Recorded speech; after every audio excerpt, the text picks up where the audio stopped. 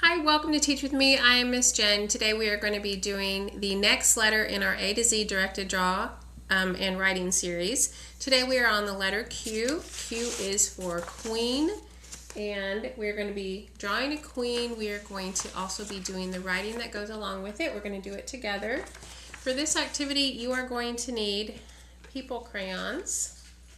You're going to need a felt tip marker, regular crayons, and printer paper. Let's begin. For this activity, you're going to need to have your printer paper horizontal. Please make sure that all the kids' papers are horizontal because we will be turning this into a book, and so we want all of our pictures to be oriented the same way.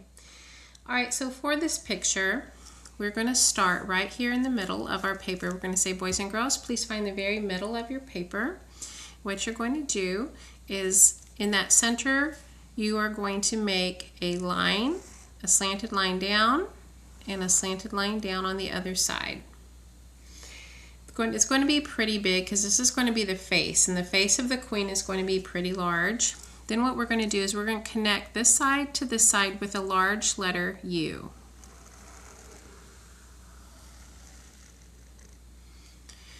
Once that's done, we are going to come up to the top of this, and we are going to make a curved line that goes from here to here, but it's not touching any of this. It's above it, but it's not all the way to the top. So you kind of have to show the boys and girls and do this with them. I'm going to say my line is going to start right above here, and I'm going to make that curved line go all the way over to the other side. Now, once I've done that, I'm going to go like this. I'm going to make this line go all the way to the bottom of the paper. I'm going to do that on the other side as well. We're going to start up here and go all the way to the bottom of the paper. And before I go any further up here, I'm going to come down here and I'm going to kind of make the neck. Now, you may not have room to make the entire neck. I don't have a lot of room here. So if you look at my sample, on my sample, I did a neck and shoulders. I'm going to see what I can fit here, and you're going to have that same issue. You're going to show the boys and girls, sometimes you may have room to do a longer neck, and sometimes you won't. But what you're going to do is make two small lines, and then you're going to come out and curve it down to the side. And I do have room to make a small, picture. I'm going to come up here and I'm going to make some circles. These are going to represent pearls on our queen's throat. And then I'm going to make sort of a V-neck, and it's going to go like this. Slanted line down, slanted line up to that collar. All right, now back to the face, and then we're going to come up and do the crown after that. So on the face, we are going to find the center of our face, and we're going to make sort of a L shape. Underneath that L shape for the nose, we're going to make our mouth. We want our queen to be smiling, so we're going to start with that. And then we're going to connect those two with a curved line that kind of follows and parallels that. Next, we're going to do the eyes. The eyes are going to be on either side of the nose, but slightly above it, not perfectly even, of course, just slightly above that nose. So we're going to go like this. We're going to make two fairly large circles. Then across the top of each of those circles, we're going to draw a small line. This is for the eyelid. Then in the center, we're going to draw two vertical slanted lines. And of course, you're going to do this slowly with the boys and girls. You're not doing this as fast as I am. In the center, I'm going to draw the pupils. And then you can color the irises whatever color you like, and we'll talk about that when we do the coloring. I'm also going to draw some eyelashes on our queen.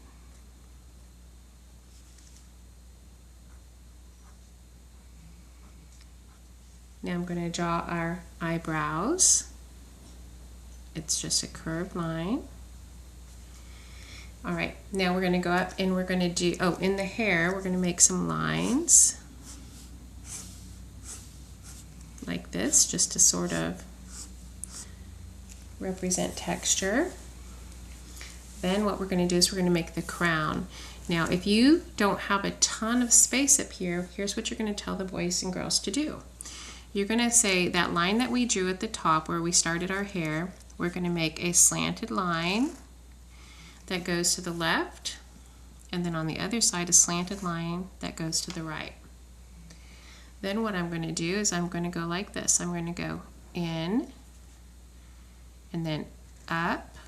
Well, I'll just say down, down, up, and I'm not touching the bottom of the crown. Down, up, and then I think the best way to do this one is down, up, and that one got a little wonky there, and that's all right. All right, then what I'm going to do is I'm going to start here at the top, and I'm going to just follow that.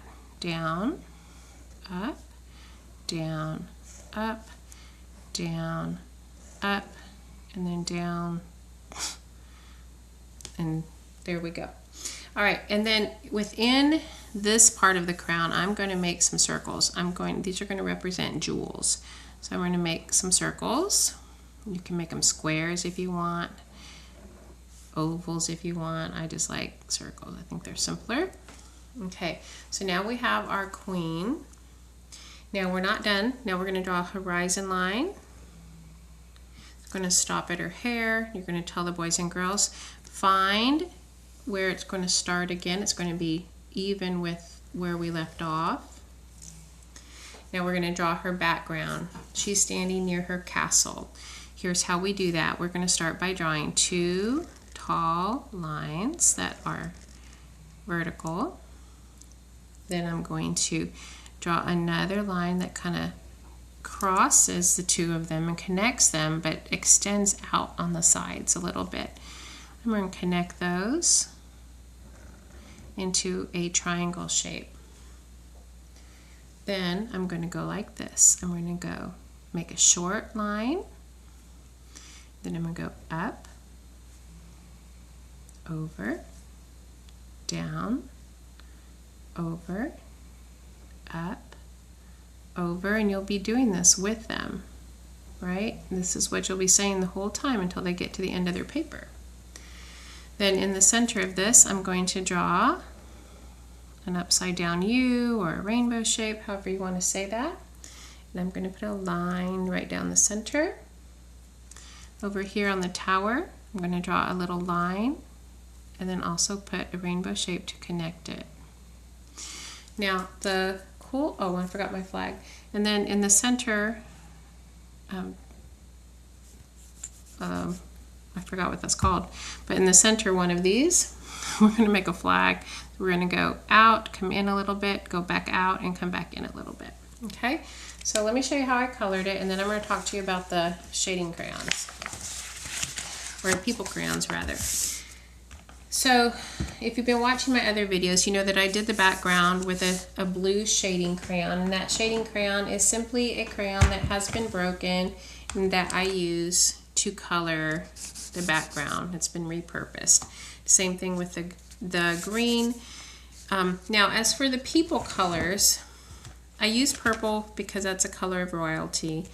But the people colors, just do it whatever color you want. If you've never seen these before, they come in all different shades so that the kids can represent themselves, and they find a color that sort of looks like them and matches them. And I usually had these at a few sets, but not too many. And you just find one that kind of matches you, and that's a color that you used. The kids, same thing with the hair. If their hair is not blonde, then you use those colors and find a color that is theirs. So there's not really any red in here, but they could use, oh well, there's a rose that might work. I'll have to try it out. Anyway, so that is it for the coloring. So they color their eyes whatever they want, whatever matches them, their hair whatever matches them, and their skin tone whatever matches them. All right, on to the writing. All right, so you know that if you've been watching my videos that our next part is to do the writing that goes along with the picture. They are attached to a piece of large construction paper and then put together. I don't attach these. I wouldn't do it like this. I just did it for the video, but I don't attach these until they are completely done, because that way if the boys or girls make a mistake, the one that is incorrect is not attached to their drawing. All right, so here's how I do this. If you recall, this is simply writing practice that we are practicing for grammar, or not grammar, excuse me. We're practicing for spacing, for print awareness, fine motor skills. We're writing our sight words correctly. We are using correct punctuation. So anytime they make a mistake when they're writing on their paper, in pencil, I'm going to correct it and have them rewrite it, because the idea is that you learn something correctly the first time, you practice it correctly, because if you learn something incorrectly, it's a lot harder to fix that. So I do this in 3 different colors. I'm just going to review. I do this in 3 different colors because I put this on the whiteboard. We do this in small group. Once they are finished with one sentence, so if they say they finish Q is for queen, I'm going to say, okay, you're done with your black sentence. Good job. Go ahead and work on your blue sentence. And this allows them to find the sentences a little quicker. Lastly, if they're done with their blue sentence, I'll say, good job, now you're on your red sentence. But let's say they had trouble with this. Let's say they were having a lot of trouble finding their place on the sentence. So then what I'm going to do is I'm going to have it written out for them so that they can copy off of this one. And then, I'm just doing this quickly so I can show you what I would do. And so then as they're copying off of the paper that's in front of them instead of off of the board, an easy way for them to figure out where they are is they'll write A, cross it off, queen, cross it off, is, cross it off, until they get to the end. And then you would do the same thing for the red sentence if they were having trouble copying from the board. By this point, though, they've done this a lot, and they should not be having as much trouble copying off the board. Of course, you're always going to have some that just writing is hard for them. Now, just as a last reminder, this is not where we're making new words. That's not what this is. This is sentence practice. This is structure practice of sentences. This is understanding that words go together to make a thought. It's understanding that if you have sentences that go together, you keep them together. You use the extra space you have on a line, all of that. And we've talked about a lot of this through our videos. So I'm just going to kind of model for you what I would do with the writing. I'm going to say, okay, well, let me put it this way so you can see the whole thing. I'm going to say Q is for queen. So I'm going to say, okay, where do we start our sentence? And of course, they're going to do this. Oh my goodness. See, that's why we don't attach it. That is why we don't attach it before it is finished. All right, take 2. So I'm going to write the black sentence, and I'm going to say Q is for queen. And if they don't make any mistakes, I'm going to say, oh, that's excellent. Go ahead and do the blue sentence. And I'll make sure they have their period. I'll make sure they have spacing, that the upper case letters touch the top line, and so forth. All right. My next sentence is, a queen is a ruler of a country. So I'm going to say, do I have room here to start my next sentence? They'll say yes. So I'm going to go like this. I'm going to say A. Now look at my sample. Queen is not on the same line as it is up here because I didn't have enough room, but I do have enough room on my paper. So I'm going to write this word here, a queen. And then I'll keep going. I'm going to make sure we have finger spaces. I'm going to say, I don't think I have enough room to write another word, so I'm going to come down to where? Where am I going to come down to? I'll make them show me. Left to right is a really important skill. Is a ruler of a And then now I'm here, country, but I have room on this line, so I'm going to keep going. And what goes at the end of my sentence? Period. Good job. All right, so look, I am now on the third and last sentence. I'm on the red sentence, and it's a question. It says, did you know there are currently no reigning queens? So I'll say, do you know what a reigning queen is? And they'll say, no. I said, it means a queen who is the boss all by herself, because like Queen Elizabeth was a reigning queen. There are 15 queens worldwide, but the kings are the bosses.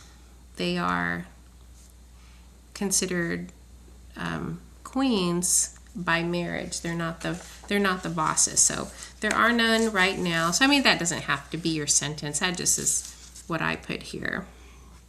Did you know there? You could simply say there are. Did you know there are 15 queens? Did you know there are? I'm going to do that. I'm going to change it. I'm breaking the rules. There are 15 queens. And then I'm going to say, let's put a question mark at the end. All right, that is it. So then I put it all together, and we have a completed page in our book. Let me show you. So far, I have not made it into a book yet, but I'm beginning to. You'll see these are all the ones that we've done up to date, and they are in a book. I'm keeping them bound together. If I was doing this in the classroom, I had a little file, like a crate with file folders for all of the kids, and then this would be in something like that. And I keep them together in the order that we're in ABC order, so that when I'm ready to put them in a book, they're already filed, and I file them every week when we did this. All right, well, I hope that helps. And if you found this content useful, please like, subscribe, and share, and I will see you next time.